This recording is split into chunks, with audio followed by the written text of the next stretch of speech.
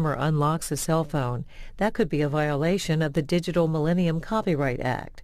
This means consumers who try to take their phones with them when they switch wireless carriers could be breaking the law. The House Judiciary Committee is working on legislation to change this rule. Earlier, an FCC commissioner spoke about this issue at an event hosted by Tech Freedom.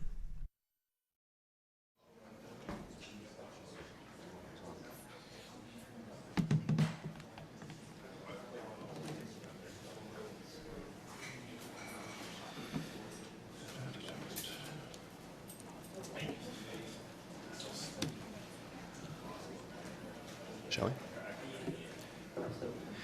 Testing. Well, thank you all for coming. I'm Baron Soka, president of Tech Freedom. This is a day of firsts for us. It's the first event we've had here in our new space. It's probably the first time any of you have been in this building. I've walked past this building for years and really had no idea what it was. It's an architectural treasure built in 1923. It's preserved in all its historic forms, and the Methodist Church is kind enough to lease the building out to nonprofits like Tech Freedom. We're the first, this will surprise you, the first technology policy think tank based here at the Methodist Church. And we're looking forward to talking about technology with other organizations who are trying to change the world in their own way. This is also the first time we've had C-SPAN cover a Tech Freedom event, so I'm delighted to have them here. It's our first time with Commissioner Pai, who I'm going to introduce in a moment. And it's our first time with our new format, which is a tech briefing. So we handed these out over at the entrance. This is our attempt to adapt our motto, which is Richard Epstein, the great philosopher of law. His slogan is "Simple rules for a complex world." It's something you'll hear from us a lot. And the tech briefing is really our attempt to do simple bullets for complex issues. So we're going to do those on a number of issues in the future. This one attempts to cut to the heart of what unlocking is about, and that's exactly what you'll hear from us at this event today. The hashtag today is unlocking, so make sure to join our conversation on Twitter.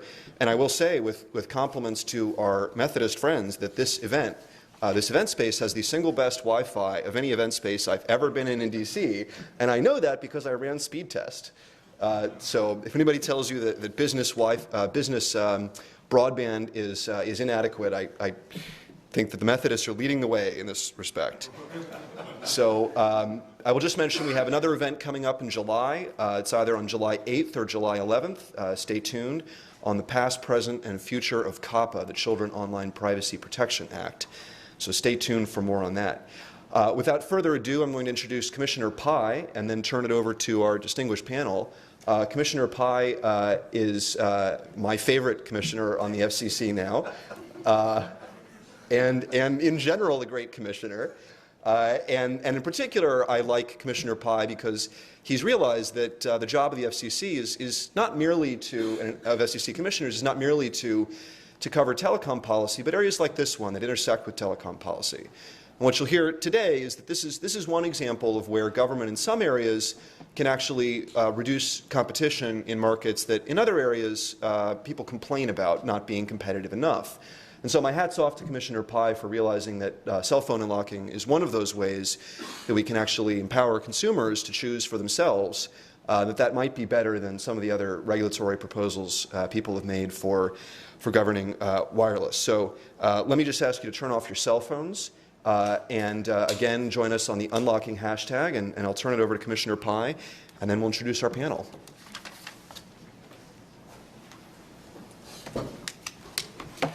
Well, thank you, Baron, for that kind introduction, interspersed though it was with all sorts of undue praise. I really appreciate the invitation and look forward to participating in this conversation this afternoon as well as in weeks and months to come.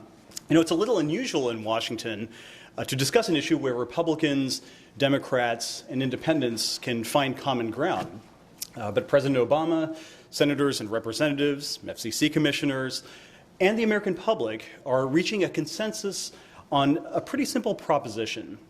And that proposition is that consumers should be allowed to unlock their cell phones and switch wireless carriers without being labeled scofflaws. Now, to the proverbial man of the street, it's absurd that we're even discussing this issue. I mean, how did we get to the point where a consumer could be criminally prosecuted for unlocking a cell phone? Well, there are two aspects to the answer. One involves technology, and the other, the law. First things first, most wireless carriers lock the phones that they sell so that they will only work on that carrier's network. So if you purchase an iPhone from one carrier and want to switch to another carrier at the end of your 2-year contract, you can't do that unless you unlock your cell phone. Unlocking requires you to access certain programming within a phone, say by punching a specific sequence of numbers on the keypad, in order to allow the phone to function on another network. For those of you with refined tastes, I should note that it's not like that scene in the movie War Games where Matthew Broderick uses a pop top on a soda can to make a call from an unlocked payphone. That's something completely different. Next, enter the law, specifically the Digital Millennium Copyright Act, or DMCA. The DMCA, as many of you know, was designed to prevent digital piracy, such as when someone distributes on the internet a song like Blondie's Call Me or Carly Rae Jepsen's Call Me, maybe. To do that, the DMCA prohibits consumers from deactivating the DRM software or other protections designed to prevent access to a digital copyrighted work. Now, it wasn't until about 10 years ago that anyone thought the DMCA might apply when a consumer unlocked his phone. But the DMCA swept up cell phone unlocking through a technicality. Locking of a cell phone prevents access to software in the phone, such as the mobile operating system, when it's used on a new carrier's network. And so, when you unlock a cell phone, technically you are circumventing a technological measure, to use the DMCA's word, even though nobody thinks that unlocking a phone is the equivalent of piracy. Now, fortunately, the DMCA contains an out for situations like this. The Librarian of Congress, just down the road, who oversees the U.S. Copyright Office, is entitled to grant 3-year exemptions so that consumers aren't subject to those DMCA anti-circumvention provisions.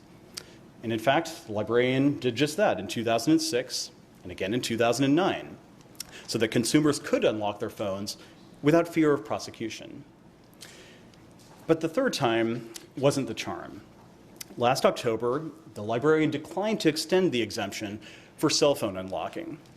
And as a result, a consumer who unlocks his mobile device now can face civil and criminal penalties under copyright law, even if the contract with his carrier has been fulfilled. And to me, this is a classic case of the government solving a problem that simply doesn't exist. The free market was working just fine in this space before the librarian's decision. For instance, a bipartisan FCC report issued earlier this year found that prices in the wireless marketplace were down and that investment has gone up. Similarly, more manufacturers are developing innovative mobile devices, and consumers, all of us, are reaping the benefits of that. And wireless carriers certainly don't need the federal government's help. They already have contract law rights, such as early termination fees, to ensure that customers live up to the terms of those contracts. And so, adding heavy-handed copyright penalties, including hefty criminal fines, simply marries the sledgehammer to the fly. And so my position is pretty simple. The relationship between wireless carriers and their customers should be governed by contract law, not copyright law, and certainly not criminal law. While there's broad support for overturning the librarian's decision, there's also an ongoing debate over the best way to accomplish this objective. I've been thinking about this issue for some months now, and here's where I stand. First, I don't think that we should kick the can down the road. We should fix this problem permanently. We don't need to have this exact same debate 3 years from now, 3 years after that, like an extended version of the movie Groundhog Day. I can assure you that the case for criminalizing cell phone unlocking isn't going to get any stronger over time. Second, we don't need to give the FCC any additional authority. I recognize that it's not the norm for an FCC commissioner to ask Congress not to add to its power. But the FCC didn't create this mess, and we are not in a position to clean it up. The problem is one of copyright law, and Congress should fix that problem directly. Third, we shouldn't interfere with the freedom of contract. Consumers today can choose from a wide variety of providers, plans, and phones. And so we shouldn't restrict carriers' ability to offer consumers better, faster, and cheaper options. Fourth, we also should protect those who help consumers unlock their phones. Unlocking can be as simple as dialing a code on your phone, but it's often more complicated than that. I know that I certainly couldn't pull my phone out of my pocket and unlock the phone right now, and I think others are probably in the same boat. So helping consumers exercise their right to unlock their phones shouldn't be a crime. Fifth, this debate was inspired by cell phone unlocking, but the DMCA actually cuts a much wider swath. The anti-circumvention provisions in that law apply to netbooks, tablets, PDAs, virtually any mobile device. Consumers shouldn't be put in the position of migrating some of their electronics, but not others, from one wireless carrier to the next. And so let's make sure that all wireless communications devices are included in the fix. Sixth, and finally, let's keep our focus on the narrow issue at hand. I know that many people, maybe some in this room, favor broader reform of the copyright laws. And I know that many other people oppose broader reform. But I think that that's a debate best left for another day. Right now, there's wide support for removing cell phone unlocking from the ambit of copyright law. And so let's push that proposal across the finish line. And my fear is that if it becomes entangled in more controversial issues, that proposal might get stuck in the starting blocks. Unfortunately, doing all 6 of these things isn't complicated. In fact, Congress could accomplish them right now with a one-page bill simply by amending the definition of circumvention in the DMCA. But that amendment would simply clarify that the definition of circumvention excludes circumvention initiated by or on behalf of an owner of a wireless communications device solely to connect that device to a wireless communications network. This basic fix would restore the common sense, market-based approach that ruled the day until last October's surprise. So these are my brief 2 cents. I look forward to hearing from our distinguished panelists, Barron, Brian, Chris, Jerry, and Larry. Working together more generally, I'm hopeful that we can end unnecessary government intervention in the wireless marketplace and ultimately score an important victory for American consumers. Thanks again for having me.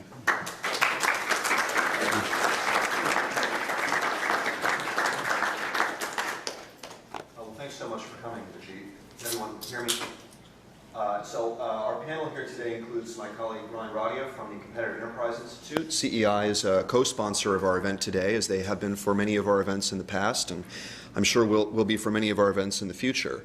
To his right is Chris Lewis, Director of Public Relations at Government Relations at Public Knowledge, which we've worked with a number of times. We don't agree on everything, but this is, as Ajit said, this is a rare issue where people of all stripes can certainly agree that we should get government out of the way to encourage competition. Sitting to Chris's right is Jerry Brito from the Mercatus Center. Jerry's also an expert in tech policy and slightly more academic than we are over here on Capitol Hill. And finally, Larry Spiewak at the end is president of the Phoenix Center. Larry's been covering tech and telecom policy for many years and is here to push back in a healthy way against the consensus here. So let me actually start with Larry. Larry, you've been a bit of a naysayer here, so what's the deal? I'm supposed to push back. They're so colorful at the Phoenix Center. And thank you, by the way, Barron and Ryan, for inviting me to participate. It's very kind of you. You know, I've been dealing with handset unlocking since easily 2007, when this first raised its head with the notion of wireless Carter phone. So I think as I was preparing for the debate today, there's really 3 discrete questions here that we need to discuss, and I think they need to be sort of parsed out if we're going to have an honest discussion. The first discussion is, that's not my phone, that's Jerry's phone. The first question is the generic concept of handset unlocking good or bad? And I think a lot of people get that confused with everything else, okay? let's assume we just have a contract regime. If I give you a phone that I could buy unlocked for $650 and I get it for $200 at a subsidized rate, I don't think it's unreasonable for me not to be able to unlock that phone for 2 years so that I don't go run off and sell it in the third market. If I want to buy an unlocked phone, I can do so at full price. They're fully available. If I want to get a phone at the end of my contract unlocked, any carrier will do it who has a locked phone. So it's not really a big deal. We've actually looked at the economics of this, and it turns out that when you, because of the complementarity of the phone and the handset, what's going to end up happening, and you're starting to see this, is that if you eliminate the ability to subsidize, the price of wireless service is not going to change, but by definition, the price of the handset's going to go up. All right, so that's issue number one. And also, just quick thing about interoperability. When we hear talk about, oh, I want to take my phone to one network next. This is a GSM phone. It will not work on Verizon's network or Sprint's network. So just because I can unlock it doesn't mean it's interoperable, and I think there's a lot of confusion about that. Point two. Now we have the Registrar of Copyrights decision. If you read the decision, okay, which was done in a dispassionate rulemaking that was open for notice, open notice and comment, okay, what the registrar essentially found was that given all of the amazing choices available for consumers for handsets, we don't need the non-circumvention. Now that raises the third issue, which is, do we want to have copyright as an added enforcement against jailbreaking? Are we worried about the men in the black helicopters swooping down on grandma because she's jailbroken her phone? That's a separate issue dealing with the DMCA, but I think we need to put all three of those questions into very severable categories so we discuss each accurately. All right, well, thanks, Larry. And I just want to call everyone's attention to that, to our tech briefing that you have here, where we try to break down in again, simple bullets, the difference between unlocking, jailbreaking, and rooting. You'll hear those terms thrown around a lot today. They're confusing. They really are fundamentally technologically similar. They have to do with different purposes. Primarily today, we're talking about unlocking your phone so you can use it on another carrier's network. And to clarify, that's something that your carrier can do for you by sending a code to the phone, but it's also something you can do by replacing the bootloader or essentially the operating system on your phone. So, Ryan, how do you respond to Larry, and can you give us some background here on the issue? Sure, and thanks, Barron and to Tech Freedom, for co-sponsoring this event with us. This goes back, as Commissioner Pai mentioned, to the 2006 decision by the Librarian of Congress in consultation with the Copyright Office to exempt the unlocking of cell phones to switch carriers, which was renewed in 2010.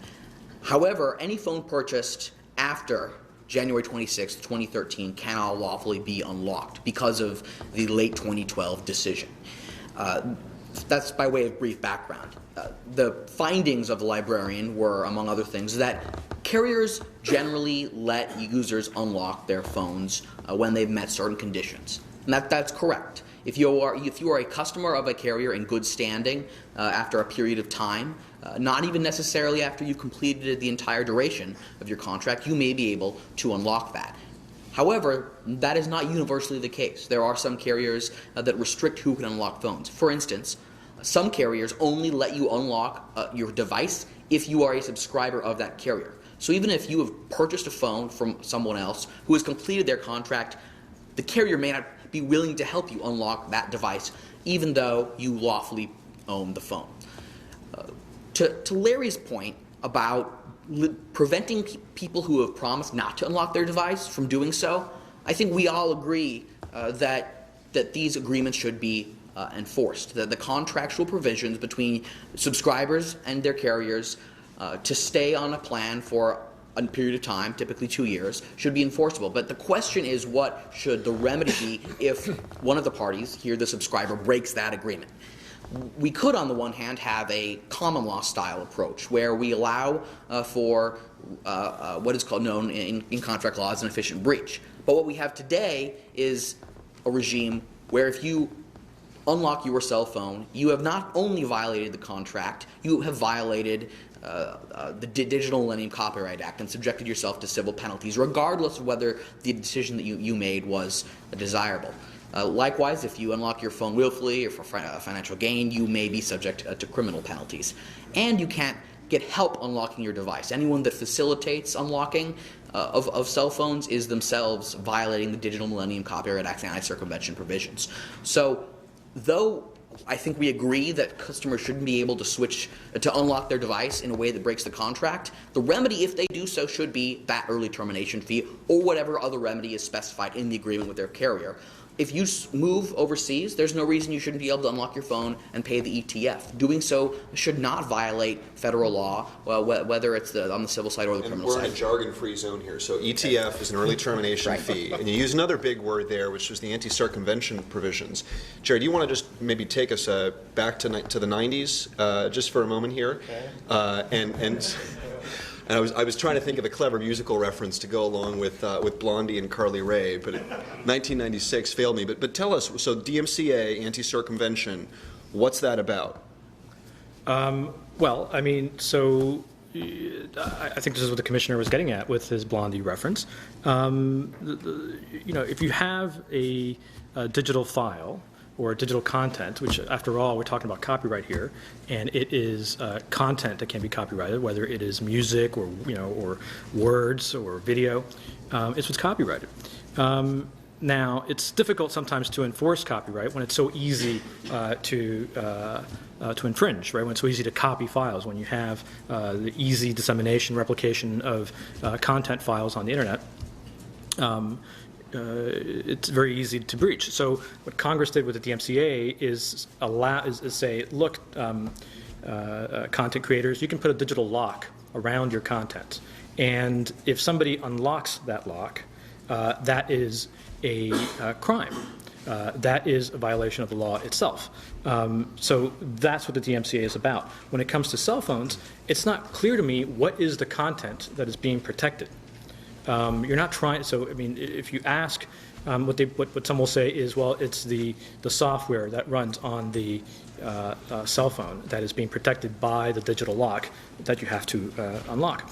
But that's just strange. When Americans, overwhelmingly in the petition that we saw, over 100,000 Americans ask for the right to unlock their cell phones. They're not asking for the right to unlock their cell phones in order to make copies of the firmware on their phones. No, they're just asking for the right to unlock in order to take it to a different carrier. That's very different from what the DMCA was intended to do. And if I could just say, address something Larry brought up, I totally agree that that it's good to have different choices for consumers in the market, including a subsidized phone option, right? So you can have an option where you buy an unlocked phone for, say, an iPhone is probably about $600, $700 if you just buy it unlocked. You can take it anywhere. Or you can buy it for $200 or $100 if you make a promise to stay with your carrier for 2 years. That's a subsidized model. But there's no reason why that choice between subsidized and unsubsidized can exist with simply a contract regime. There's no reason why you need the DMCA. As Ryan was mentioning, you make that promise, you sign that contract, and you're bound for those 2 years, whether you unlock the phone or not. If you unlock the phone and go to another carrier, let's say you're on Verizon, you unlock the phone, you go to AT&T, Verizon's still going to keep sending you the bill. That can't happen. What can't happen? Because Verizon operates a CDMA network and AT&T operates a GSM network. Well, I'm using that for the purpose of illustration. Really, okay. Well, the fact that so if you move to France and you take your GSM phone to France, Verizon's still going to keep sending you the bill. They don't care that you move to France, and they're going to enforce that contract against you, and that can happen through either an efficient breach, as Ryan said, or some other mechanism. Before you jump in here, Larry, of course, there are networks in the U.S. that are compatible. So let's just take those examples to make this simple, and let's say that I'm switching from AT&T to T-Mobile. Mm-hmm. So what's the problem? I mean, why shouldn't I be able to unlock the phone prior to the end of the contract? Yeah. So let's say either that I want to end my contract and I want to pay the early termination fee or whatever else the penalty might be. Or I want to simply stay on the contract, but I want to unlock the phone when I take it overseas. Or in the third example, my contract has expired. Right. Well, each one is sort of separate. I mean, I think if you were to call it, you're an AT&T subscriber, I mean, I can't speak for AT&T, but if you say I want to go to Europe, I have heard anecdotally that they'll go, okay, well, you know, if you're a long-time subscriber, I don't think that's that big of a deal. If you want to pay the early termination fee and get out, I don't see a problem with that. I mean, the question is in terms of bringing copyright, one can certainly make a legitimate argument, and I'm not unsympathetic to it, that, you know, why are we dealing with copyright in terms of handset unlocking? To me, I don't approach it, and, you know, there is a fix that's going to be in there, and I think Commissioner Pai is probably right, and, you know, we can put this mess in terms of cell phone unlocking behind that. My view on cell phone unlocking is that the copyright is sort of incidental to the overall desire of basically getting an unlocked phone at a subsidized price, and that's what this issue is all about. It's not having anything to do with copyright. I think people are using copyright. When the registrar came out with its copyright decision a couple months ago, people had not sort of focused on the unlocking issue, and it became sort of a cause celeb. But for those of us who have been doing this a long time, you know, back in 2007, again, I encourage you to revisit the entire wireless Carter phone issue.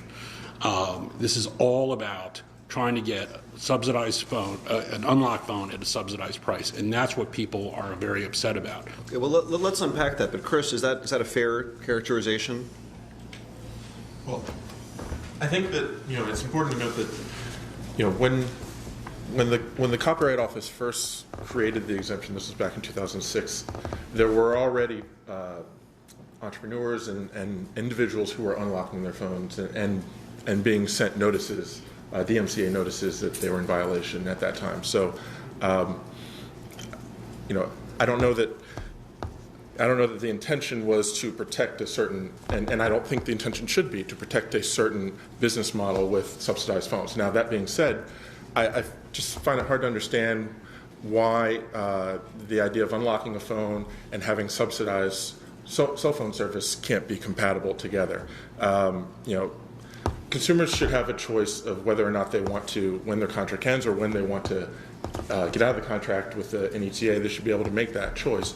But there's also no reason why they can't, you know, look to actually sell their phone or keep their phone or move it to another network. You know, to me, this issue is really about the ownership of a device, and if, you know, consumers should have the option to own a device and use the things that they purchase how they like. So, you know, the right to unlock doesn't change the contract rights. I think that's the points a lot of folks on the panel have been making, and in fact, it gives consumers greater choices. You know, if a consumer, for example, enters a contract with AT&T and they pay $200 for their iPhone, a year later, maybe they don't like AT&T service. You know, I'm not trying to say anything bad about AT&T, but, you know, a consumer has a right to change their mind, and so taking advantage of an early termination fee and switching to another carrier is within their rights under contracts and also under their rights as an owner of a device. And so, you know, opening up a marketplace for tools and services that allow ordinary customer to unlock their cell phone just seems like common sense to most consumers when they've actually spent a larger current here of people trying to turn this into a conversation about subsidization of phones. And for some people, and Chris alluded to this, for some people this is about broader issues, like, as Chris said, you know, you should own your phone, period, full stop. And it's certainly true that in 2006, 2007, 2008, there was quite a scandal, or at least quite a controversy about the initial launch of the iPhone. And you're quite right, and you've done some great research showing that actually the subsidies that launch phones or not only make the phones cheaper, but actually help to ensure that innovative devices like the iPhone get launched in the first place. And in fact, contrary to the assumption that some people made, it wasn't AT&T that insisted on an exclusive and subsidies. It was actually Apple. So I'm all with you on defending exclusivity as something that actually is very good for consumers, even though it may not seem that way. And some people may think that they'd be better off buying fully unsubsidized devices. And speaking, by the way, the ETFs, let's also not forget that the government, particularly during this administration, has pushed very hard to get those early termination fees prorated. Okay, so this notion that I can pay the pro rata, well, after about 18 months, you pretty much almost have a zero ETF. So that's, this is a method of contract enforcement. I mean, by way of analogy, it's not completely accurate. If I want to go buy a car and it's self-financed, for example, I take a pledge, the GMAC takes a pledge on my car. I don't pay, the car is actually gone and it's repossessed. Well, nobody's going to do that for a handset. You're trying to find ways to mitigate in the market, and it's not, we hear about individual people. I mean, what this is really about is sort of developing, the black market, taking these phones, paying the ETF fees. I mean, I could construct a mathematical example where it's still worth it to go buy the phone, pay the ETF, and still walk away, and then sell these around the rest of the world, which is what happens. So I think the overall copyright enforcement, I mean, I have no problem with the fix that, Commissioner Pai has proposed in the legislation. I mean, we shouldn't be revisiting these things because it's just not worth the agita, I think, of going through this every 3 years. But that, and that's why I said you got to parse out the difference between the question of whether we should subsidize handsets and pay for that versus copyright enforcement, which is a completely separable issue. I guess I'm just curious if the contract is currently written, it's profitable to pay the early termination fee and resell it. Right. First of all, if you're doing that and the carrier is getting, what it expects to get, at a profit or however you want to define that, and the person's taking it, reselling it overseas, I don't see a problem with that. But just out of curiosity, why not write the contracts in a way where the penalty is higher than buying an unlocked phone would be? Why not? That could be an option. Okay, and that's totally done within contract, and you don't need the DMCA to do that. I mean, you're saying, well, again, I'm trying to separate the issue of handset unlocking versus DMC and enforcement. Right. And I think everybody on this panel, agrees that we don't want to subvert contract law. Right. Absolutely, yeah. And to Larry's point about people that are buying phones and selling them in a way that is profitable, that is a problem. A TracFone, for instance, has a business model whereby they sell phones that are subsidized and locked to their network. The buyers do not contractually promise to stay on TracFone. However, the devices are locked, so the TracFone expects that people will stay on their network. But some resellers are buying up TracFones in bulk, in cash, unlocking them and then selling them. And I agree that this is a problem. The question, however, is whether we need the DMCA and whether we need the DMCA in this context. We certainly need the law or some aspects of it in many other contexts. But if you look to the cases where TracFone has actually sued resellers, there's a laundry list of claims on which TracFone has prevailed that would make any litigator happy. Unfair competition, false advertising, tortious interference, trademark violation, unfair competition, violation of the Lanham Act, and so forth. So if indeed this is happening, companies like TracFone should have remedies. But I see no reason why the remedies that exist outside of the Digital Millennium Copyright Act are not sufficient. So, Larry, do you disagree? Why should legislation, whether it's copyright or the sort of interference you were alluding to about the administration and the FCC trying to discourage early termination fees or trying to encourage that they be prorated, why should the government interfere with any of this? Why can't, as Commissioner Pai said, why can't wireless companies sort out whatever arrangement makes sense in terms of an early termination fee or whatever other penalty there might be under a contract? We must take the world we live in, not the world we'd like. I mean, it is what it is. But, as I'm listening to the conversation, I mean, you're asking, talking about this from a policy perspective, you're asking some fundamental questions here. Okay, so the first question is, I keep going back to this, but I think we have to view the debate in this context. I mean, the first question is handset unlocking a good idea or a bad idea? Then the second question is, I keep going back to this, is, was the registrar's decision correct or not? Under the reading of the law, sure it is, but do we want that as a society a bad idea? Then the third issue, and this is what I'm picking up on the panel, is, do we need the DMCA at all or not? Okay, and you're talking about a very, very important law. You're talking about a very complex issue. I spent my Father's Day weekend curled up with Jerry's book this weekend. I paid for it lawfully. And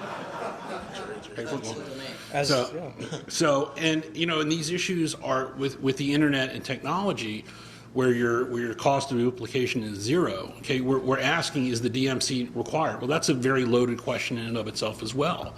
that you have to sort of think about, because as I was reading through your book and the essays, you know, It's called Copyright Unbalanced. yeah, what? Go ahead, plug. Okay, good. So you know, and what I picked up, you know, you sort of had sort of two schools of thought, I thought, in your book, which was, the first one was, well, copyright isn't really a full right, and so it's sort of squishy, we don't deal with it. And then the second one is, it's a victimless crime, and, you know, do we want to make copyright criminal at all, which is the stuff, you know, everybody keeps, having been involved in this debate for a long time, every time I keep getting one of these panels, somebody says, you know, the guys in the black helicopters are going to swoop down and then arrest my mother for unlocking her phone. And, you know, what we're talking about here broadly with copyright, and I think, you know, moving off the handset issue for a moment, is that it is not costless. We have copyright to protect works of intellectual property. And, you know, there's a lot of debate about that. But to make, I use an example of a movie, tremendous sunk cost. You know, supply slopes upward. So if we don't have a way of, we want more output, we need more revenue. And these are the battles that we are talking about, because this whole copyright debate keeps coming back in my mind to, what is the appropriate enforcement mechanism? Some people say it's, you know, it's victimless or the cost of compliance, but there are costs involved, and I think that's where we need to be starting to focus the conversation. Okay, well, let me remind you that this is about unlocking and not about the entire copyright debate. We did have that event last year, and it's up on our website, and Jerry and Ryan were both there, and you can read Jerry's book, Copyright in the Balance, if you want more information on that. Copyright Unbalanced. Copyright Unbalanced, excuse me. And one might fairly say that the book is a little unbalanced, fairly. Certainly, there are people here who, you know, who believe in copyright, who actually think that copyright shouldn't apply to unlocking, and that that the larger debate about copyright shouldn't really be the issue here. So before we get into the larger context of the DMCA, Jerry, do you want to? And I apologize for the slide on your book. It's a great book. I just think there's a lot to be said for copyright.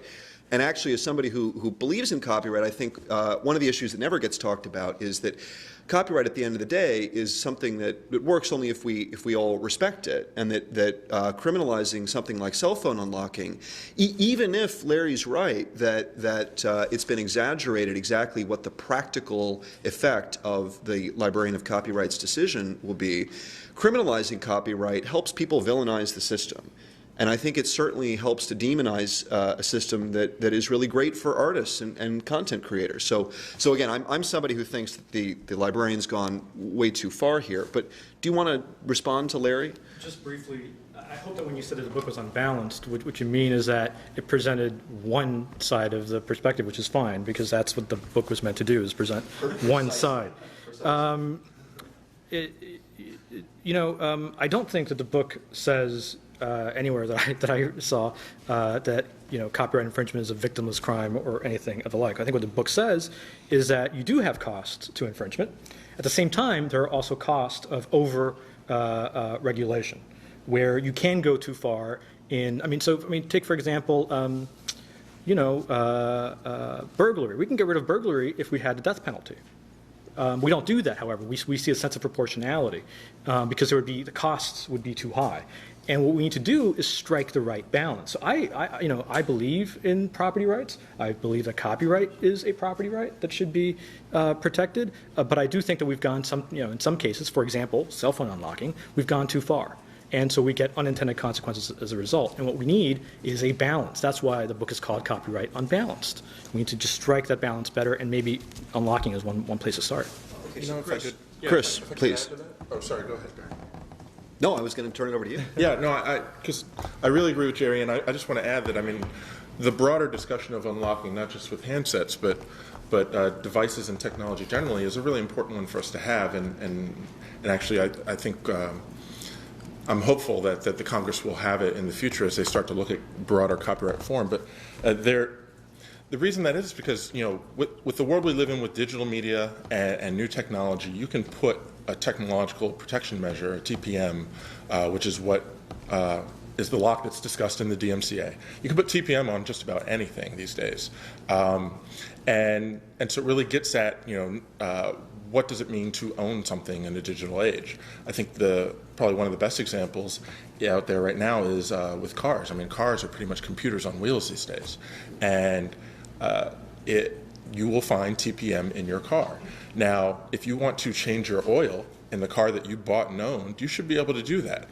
But with a car these days, you have a light that tells you that your oil is low, and sometimes you can't turn that light off unless you have the codes to circumvent that lock on your car. There are a number of things now, and probably a number of things in the future, where we will see manufacturers putting locks and TPM on devices, and it's important that we look at them, just as we look at cell phone unlocking right now, and we see if it's worthwhile to create exemptions for them. I would say that for someone to be able to change the oil in the car that they just bought is a common sense fix, and there's others out there. So I don't think, I don't know if Jerry's asking for this, but I know we're certainly not asking that you eliminate copyright law totally. We're just asking for targeted fixes that allow you to update the law and balance the law for new technological uses. Okay, so Ryan, how do we distinguish the unlocking issue from the larger debate about anti-circumvention?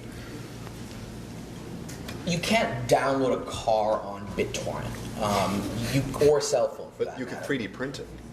Someday that would be the next panel. But there's this distinction that is very important between content, expressive works that are what economists call non-rivalrous, where you can duplicate them at zero or at minimal cost, and on the other hand, devices where you have an agreement with a company, a seller, a car manufacturer, or a wireless carrier. Congress needs to, and I think is thinking about how to ensure that the anti-circumvention provisions of the Digital Millennium Copyright Act go to the issue of preventing the unauthorized copying and reproduction of expressive works, which is in many cases a real problem and is seriously harmful, and distinguishing that from situations like the car or the cell phone. Right now, the House Judiciary Committee under Chairman Goodlatte is taking a very careful and close look at copyright reform. I'm sure that anti-circumvention will be part of the hearings that will come up in the remaining session of Congress.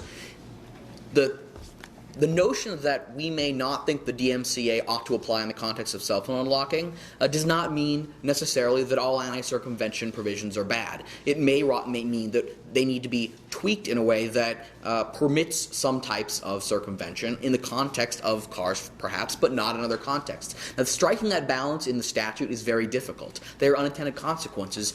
Simply because you can circumvent technology for fair use could mean that you can circumvent it for infringing purposes. So there's a big debate that Congress needs to have, but that can happen over the course of the next few years, whereas today Congress can address the narrow issue of cell phone unlocking, as Commissioner Pai explained, without getting into the very sticky wicket that is DMCA reform. Okay, so let's talk brass tacks about fixing the problem. So Ryan, when you just said that, are you saying that you think that the immediate issue of cell phone, or for that matter tablet unlocking, should be dealt with legislatively, and we should deal with the larger problems of how the DMCA works later? Yes. What does everyone else think? I think the answer is yes, but if you look at the laws, the bills that have been introduced so far, some of them do not give you that permanent fix that Commissioner Pai was talking about.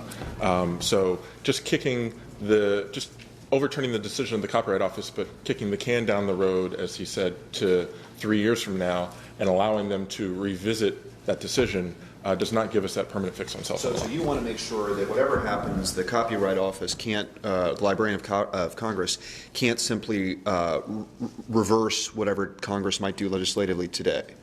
Well, I would say that, on the cell phone unlocking issue itself, there's no reason when there's this sort of bipartisan consensus that we shouldn't be able to have some sort of exemption written into the DMCA for mobile devices. That's permanent. Including tablets. Correct.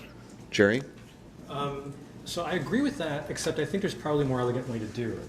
I think when you write in, and with all apologies to Commissioner Pai, when you write into a law, wireless devices should be able to be unlocked so you can go to a different communications network. That includes definitions for what is a wireless network, or what is a wireless device, what is a communications network. What about devices that maybe it's your car with your oil change or something? That's not a wireless device. I think Representative Zoe Lofgren has a really elegant way of doing it in her bill, where she says, circumventing a lock is a crime if it is done in order to breach copyright. That makes sense. That's the purpose of the DMCA. And you don't have to define wireless devices or anything. Unlock your phone in order to take it to a different communications network, or your tablet, or your car. That's A-OK, because you're not trying to infringe copyright. So Larry, what do you think about those options? What could you live with? Well, I'll tell you what I can't live with. It's probably a better thing. I mean, I think Jerry raises a very, very good point on definitional problems, and as lawyers that we all know how one can fall into that trap. I mean, it's interesting. I have a copy of the Goodlatte bill, and then I have a copy of Senator Klobuchar's bill, and the two take a very different, approach. And I think it highlights a lot of the stuff we're talking about on the panel. Because you got the Goodlatte bill, it says, well, we're going to just repeal the most recent ruling, and then have a rulemaking, and then let's try to put this to bed. And everybody seems to be generally on support of that. I mean, is it as elegant as Jerry would say? Perhaps not, but it seems to work. But going back to we were talking about contract rights, I would commend people to look at Senator Klobuchar's bill, which is co-sponsored with Senator Lee and Senator Blumenthal, where it says it gets the FCC involved. It says the FCC, not later than 180 days from that, shall direct providers of commercial mobile services and commercial mobile data services to permit the subscribers of such services or the agent subscribers to unlock the type of device used to access such services. So in other words, we're talking about using contract as a right. And if you were to take the Klobuchar bill, that essentially eviscerates the whole use of contract. You're saying, by the way, sign a contract, but any form of enforcement is gone. So again, there's different approaches to this, and we need to parse this out. So in summary, you want to make sure the FCC isn't put in charge, and you also want to make sure that we respect private contracts. Absolutely. I think the contract right that's where this whole thing is. You're trying to find some mechanism to minimize theft and free riding. So we at Tech Freedom, we talk a lot about, again, Richard Epstein's concept of having simple rules for a complex world. So one way of paraphrasing what you just said is that we don't want to take rules that are already complex and make them even more complex by layering on more exceptions and special circumstances. So to the point that Jerry in particular was raising, how do we write a simple rule that will actually hold up when we're talking about unlocking lots of other sorts of devices, keeping in mind that there may be anti-circumvention tools that still should be covered by the DMCA, or at least that's a separate issue. And that what we're really talking about here today is unlocking for interoperability purposes and for other purposes that we've all agreed users should be able to pursue, and that actually are consistent with the goals of copyright, which is promoting innovation and creativity. So how do we write that simple standard? Jerry, you already alluded to that, and Chris? Yeah, I mean, I like the approach that Representative Lofgren takes. You basically say the predicate here is copyright infringement. After all, that's the point of the DMCA. If you're circumventing a lock in order to infringe, okay, that's a problem. But if you're circumventing a lock for a lawful purpose, such as increasing the font size because you can't see very well, you want to change the oil in your car yourself and then turn off the light, these are lawful purposes. So it's a very simple, elegant way to do it. I'd agree with Jerry. I think you should be able to write a law like the Lofgren bill, which we support, which allows for general unlocking for non-infringing purposes, and that should be extended to not just the individual, but the individual's agent or someone who is offering a service that helps them to do that, so that you don't have to be a software engineer or a programmer in order to unlock your phone, unlock your car, get access to ebooks. Without that sort of law, I think it becomes much more complicated. If we're stuck with just the triennial review process at the Copyright Office for exemptions, there are many things that could be fixed with that.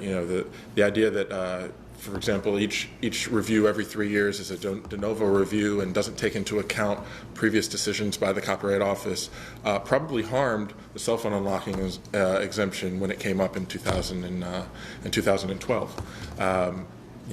When an exemption has been there for several years, 2006, 2009, and all of a sudden in 2012 it goes away, that sort of that sort of regular review can cause innovators not to want to create services and tools that allow you to unlock if they think that those will suddenly be outlawed in 3 years. If the cost of enforcing the anti-circumvention provisions of the Digital Millennium Copyright Act were zero, that is, if we could make sure that everyone who circumvents to infringe is punished, and everyone who circumvents for non-infringing purposes isn't, I think the Lofgren bill would be a no-brainer. But I have some reservations about it because of the fact that enforcement costs are, of course, very high. What if a company invests to develop a service that circumvents the DRM of, say, a Hulu or a Netflix or a streaming platform to allow users to extract a 30-second segment of online video for fair use if the user certifies that they're going to use that chunk in a transformative manner? That would presumably be non-infringing, both the development and the distribution and the use. But then let's say other actors come along and repurpose that. They take the source code. They somehow reverse engineer the platform, and they build upon the investment in circumvention to make a tool that actually can be used for circumvention. The point is the distinguishing between circumvention of content protection, TPMs, technological protection measures that actually do protect expressive works, as opposed to, say, cars.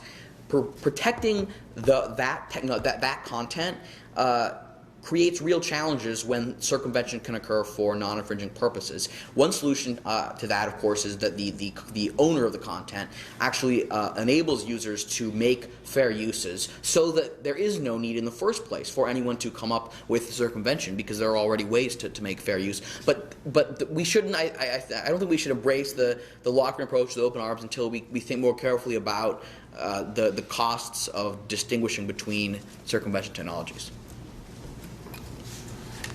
Yeah, just to add to that real quick,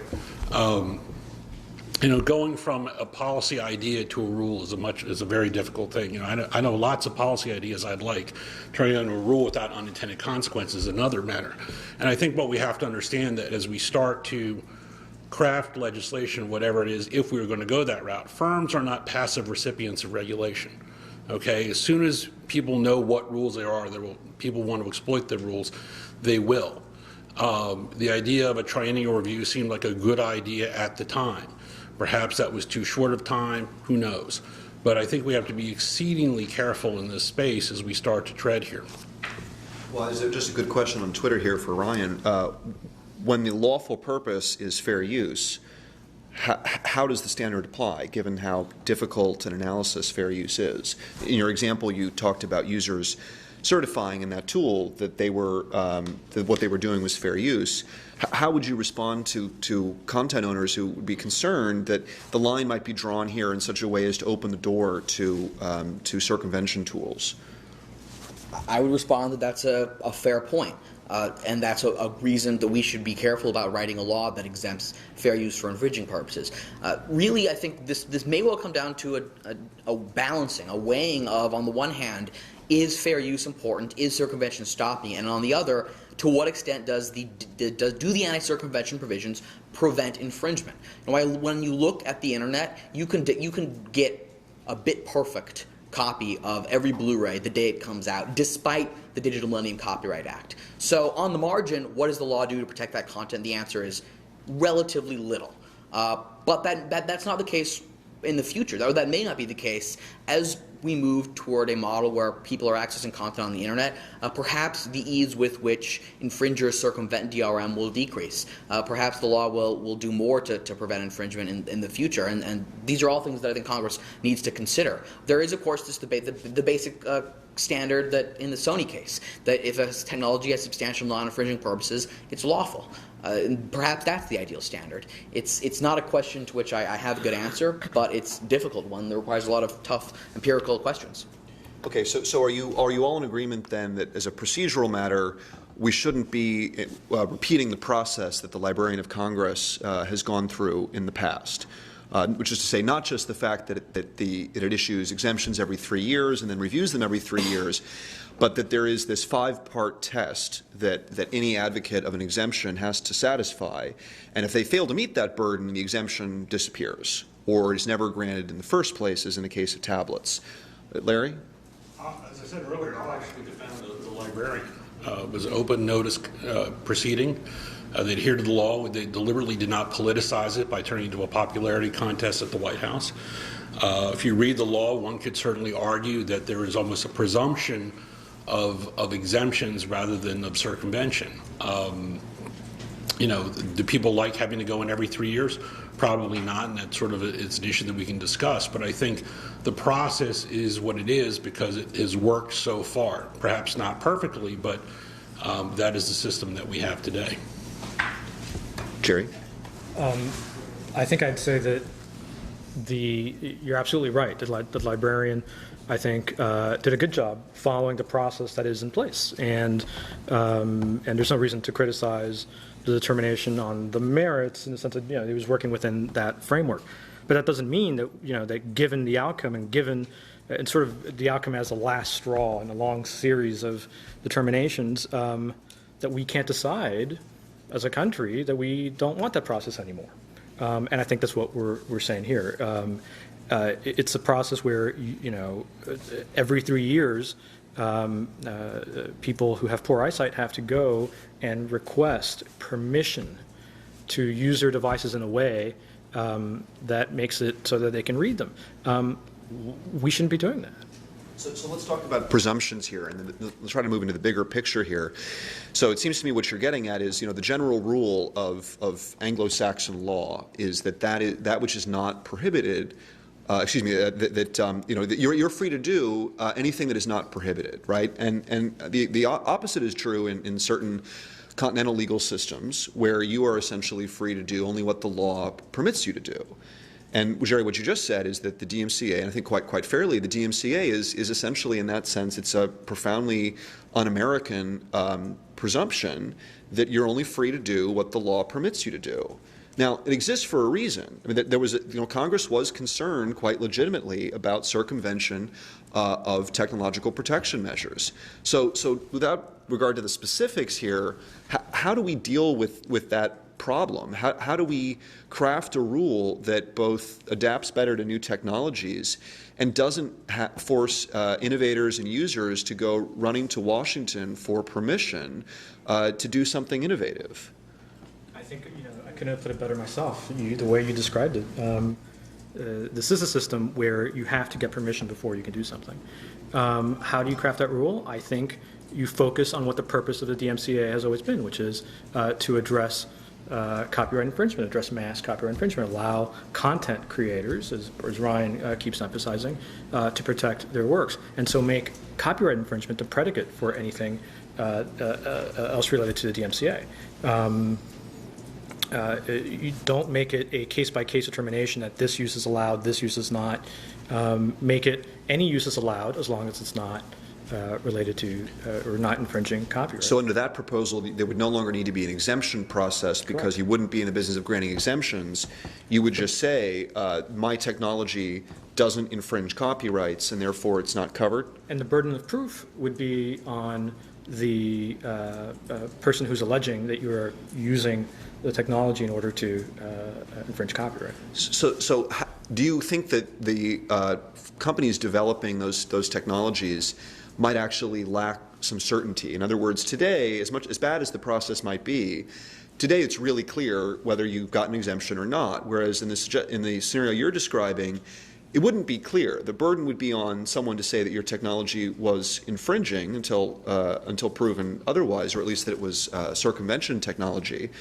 But do you think that there's a need for some sort of certification or an advisory letter or some process to, if an innovator is uncertain, to actually get clarification that in fact their technology isn't a circumvention tool prohibited by the DMCA? No, I that was a don't rhetorical question. Yeah, I don't like regulatory approaches where you have to get permission from a regulator before you can do something. I'd rather see a common law approach where you try things and then you experiment in the marketplace, and if something doesn't work out, you can solve that through a common law process. Chris, do you have a... I was just going to add, I mean, I get concerned when folks talk about outlawing technology or forcing technology to prove that it's not infringing. I mean, before we had a digital age, we had Xerox machines. Xerox machines could copy any sort of copyrighted book that you wanted.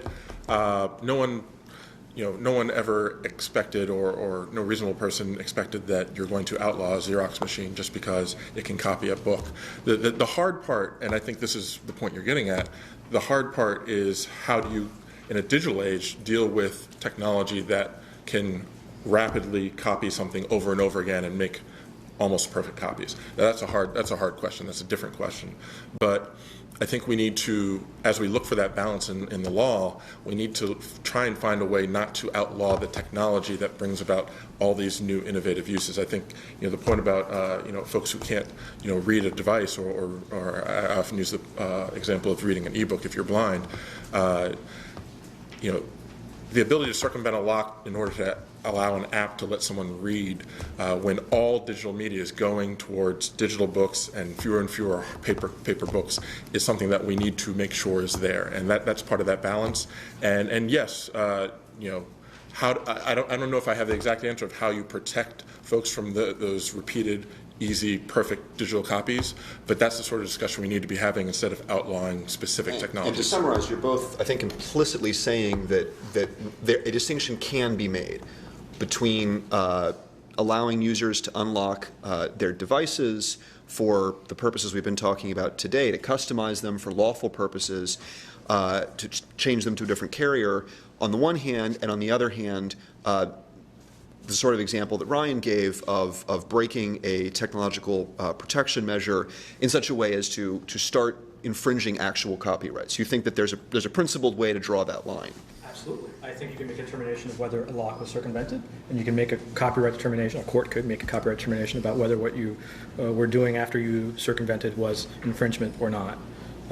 So that's, that's a determination that a court could make. And I would say to Ryan's earlier point, you could end up in the world where if you accept case-by-case determinations where the folks who would make non-infringing uses of a circumvention technology would end up not being able to do it because they're trying to do the right thing. But the criminals who are trying to rip the Netflix stream are still going to do that. So, Larry, what do you think about the practical implications of this kind of revision? To be honest, I haven't really thought it through, but as I'm listening to the conversation, the one thing that just popped in my head was patent trolls. And if we adopt that model, then all of a sudden we have technology, and all of a sudden you're being sued out of nowhere, being green-mailed because you're using my technology, you're infringing, I had no idea, and all of a sudden we're clogged, and that's the whole, the problem with our patent system. I'm not sure what the answer is. It's extreme. I mean, we have a system. We've thought it through a lot. We've made a societal judgment that protecting IP is a good idea, and starting with that presumption. Some people may disagree with it, but you've got to start somewhere. And I think having the presumption that we have now, which is, here's the technology, let's prove the exceptions, for better or for worse, seems to be working. Are there problems? Yeah. Can we deal with them? Sure. I mean, I've got a draft bill right here. So, no law is perfect, and there's always the laws of unintended consequences anytime you put up a rule, whether it's, and I was talking about this with my partner before I came here. And what I'm reminded of, believe it, is a great example is net neutrality. Here's a rule that everybody thought was a great idea and has all these unintended consequences. And going back to my point earlier, where firms are not passive recipients of regulation, they're going to do what they do. If you own intellectual property, you are not going to sit by and let your intellectual property be stolen. You are going to do actions. You might vertically integrate. You might stop innovating. I mean, it's not a perfect world, and we have to think very, very carefully about what we're doing. Well, Larry, thank you, because what tech policy event would be complete without someone referencing net neutrality? Just like at any other event, it's normally copyright that comes up and crowds out net neutrality. They're always in competition.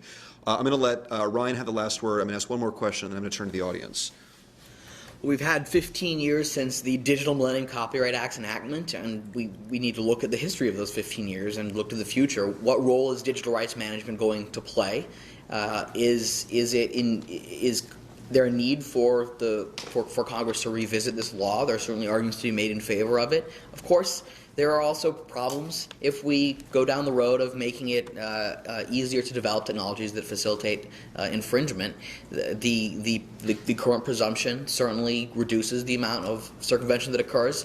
Whether it does so in a way that is worth the costs is a tough question that Congress is thinking about, fortunately. Okay, so this is my last question. So Congress is thinking about, right? Just think about that sentence just for a moment, right?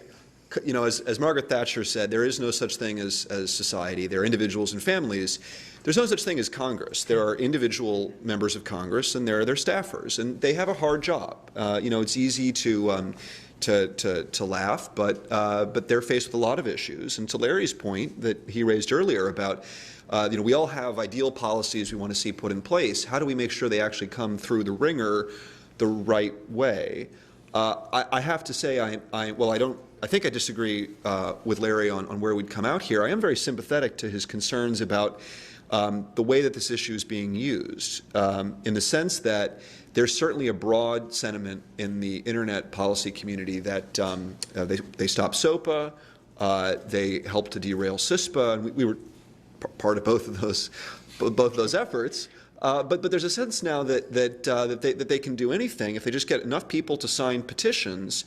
They can get something done. And the question is what that thing is and what it looks like. And I think all of you agree that this is a genuinely difficult issue. It might be a fairly simple matter to say that mobile devices shouldn't be covered by the DMCA. But the question we've been talking about how you either change the current process or how you write a simple fix to govern what the DMCA should cover in the future, how you draw that line, it is a genuinely difficult issue. So my question to all of you is, what do you think that this issue and the way that it's been covered and the way people talk about it and the way that they may indeed try to bring in other issues like whether cell phones should be subsidized, what do you think it says about tech policy and the ability of Congress to get hard issues like this right by writing, again, simple rules for the future, and even more so than what it says about Congress, about what it says about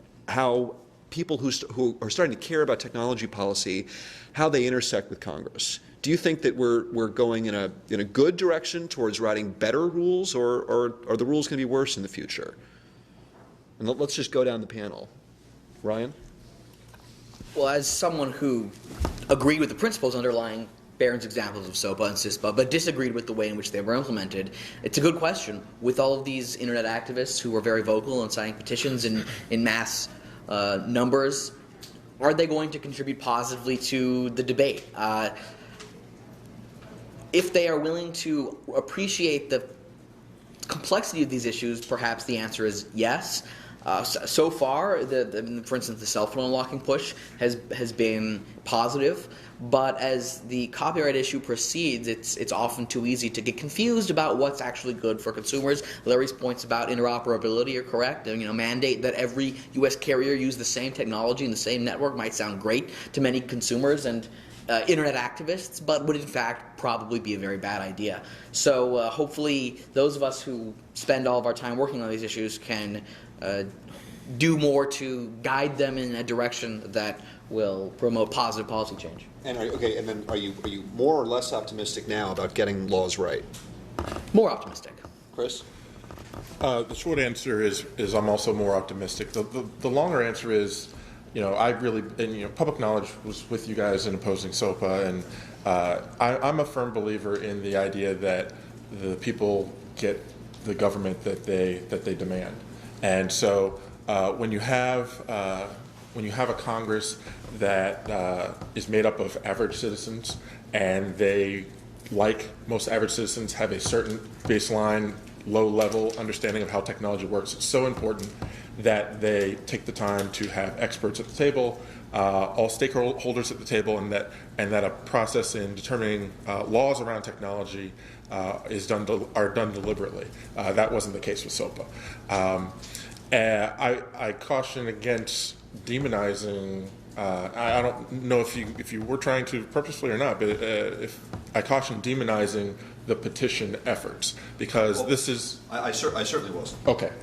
I appreciate that, because I think the petition on cell phone unlocking and other petitions around technology issues are one of the great ways in which average Americans have been able to have their voice heard on an issue that's complicated and difficult for people to understand. When they get something right away, and I think cell phone unlocking has been something that people have gotten right away because everyone has one.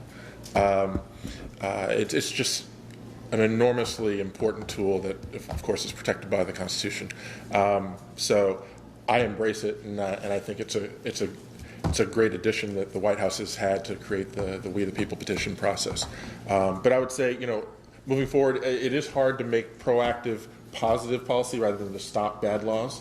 And so it's important that Congress continues to have all stakeholders at the table and that they have long deliberative discussions about cell phone unlocking and other broader copyright reforms. It's a difficult topic, and I think it's difficult for members of Congress to weed through the technology and the engineering and the law without having that time and that input. So let me just put my question more simply to Jerry and Larry, which is, petitions are great at getting Congress excited about something and creating a sense of urgency, but what happens when the sense of urgency is created about a genuinely hard topic that there isn't a lot of attention span here for? What does the process look like to make sure that Congress gets the law right? I don't think there's any. It's a process that we know and love. It's Congress being Congress. What I am optimistic about, though, is, I'm especially optimistic about copyright, and this is ultimately the copyright issue that we're talking about here. And the reason for that is that for about a century, the way the copyright law has been fashioned in this country, it has been a negotiation between the content makers and owners and broadcasters and other interests, like librarians, literally sitting down negotiating a copyright law that Congress then gives a thumbs up to. And that's worked for a long time before the internet, right? But before you could have this kind of demand on content. But now, for the first time, because of the internet, I see the public having a seat at the table that it's never had before. And so for that reason, I'm optimistic. I think that's a reason we saw SOPA fail. And I think that's a reason why, for the first time in ever that I know of, a registrar of copyright has suggested reducing the terms of copyright.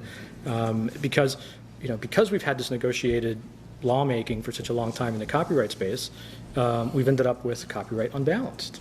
And so now that the public is involved, I think we can fix that unbalance. You should write a book. Larry. Yeah. Well, having public engagement is always a good thing. I can tell you being a former staff attorney, the only person probably in this room has been both the GS1 and the GS15 before the age of 33. It's my great professional accomplishment. The problem is, the work that we do, you can be as technical as you want. If you read the Phoenix Center's work, we've got 4 PhD economists on staff, and we publish in referee journals. And we stare at these things, and we model these things, and we try to figure it out. But this is a political process, and by definition, I'll give you a great quick anecdote. During the SOPA-PIPA debate, I noticed my daughter's Facebook, she had changed her Facebook page and said, "Stop SOPA." So I scream out, "Get in here. What is that?" She goes, "Well, they're going to shut down the internet." I said, "Well, who told you that?" Facebook and Google. I said, "Would you like to read the bill? What's that?" I gave her the bill. She goes to Rome, comes back 5 minutes later. I took it down. That's public engagement. And so, look, I've been doing this business a long time. And, as I like to joke, look, when you're talking about laws and sausages, you're never going to make things right. I think all of us who are serious about policy is that we try to make things as not wrong as possible and be happy with that result. But it is important to be engaged. It's important to take these issues seriously. And the more we can have conferences like this and try to bring that to the fore, I appreciate it. Well, speaking of engagement, I'd like to take questions from the audience, and I'll field some on Twitter, too, if anybody has one. My colleague Will Reinhardt has the mic. Don't be shy. I'm sure somebody has a question. I think I see a question in the back. And please make sure to identify yourself. Hi, I'm Peter Van Valkenburg. I'm actually here with Tech Freedom for the summer. I'm a Google fellow. Great panel. My question is, effectively, if we go with the Lofgren plan, which is a little like the Chamberlain v. Skylink decision in the Federal Circuit, i.e. you need a nexus between a copyright infringement and an act of circumvention for it to be actually a violation of the DMCA. At that point, what does the DMCA do as far as its circumvention provisions at all? and why do we need them? If we could just get to that through copyright, other than you broke a lock as well as intruding, in that sense, the willful provisions of the Copyright Act would probably get at that and elevate damages instead of the DMCA. You could imagine situations where you have an unlocking mechanism that serves no other purpose than infringement. I think Ryan was sort of alluding to those, and those would remain illegal. Ryan, anyone else? Any other questions on Twitter? Anyone? I'll exercise that, although I've been asking a lot of questions, I'll exercise the moderator's prerogative and just ask one final question here. So, Jerry, you alluded to there's another provision that's ongoing, or excuse me, another proceeding that's ongoing now about revising copyright law. Can you give us a little bit of background on that and tell us how you think these two debates intersect? Briefly. Well, it's just been certainly the sense of the Registrar of Copyrights who issued a report saying that it was time to renew, have a new Copyright Act, and Congress has taken that lead, and Congressman Goodlatte has begun the process. How does it intersect with this? In particular, she is focused on the Copyright Act, but DMCA is, ultimately closely related to the Copyright Act, and so I imagine that they will be taking a look at this as well. I don't know if that answers your question. Any other comments? Chris? Well, I think it's probably long overdue. There's a number of issues beyond unlocking. I think unlocking hopefully will be a large part and receive a spotlight in the process that Congress takes on with the copyright review that they're doing. But there are a number of issues. I think I agree with Jerry. I think it's really interesting that the Registrar of Copyright has said that it'll be interesting to look at reducing the copyright term. It has been extended several times from its original intent, and it's hard to make a case to a consumer that someone who's passed away should continue to have protection of their copyrighted material that they are no longer benefiting from for decades and decades and decades. So there's a great opportunity here to rebalance copyright law, whether it's on terms, whether it's on locking, whether it's on how we deal with takedown notices or damages, and so it's something that we should investigate. Like I said before, I don't think this is something we should do quickly, but it's great that we're having the discussion, and it's great that everyone's being invited to participate in that discussion.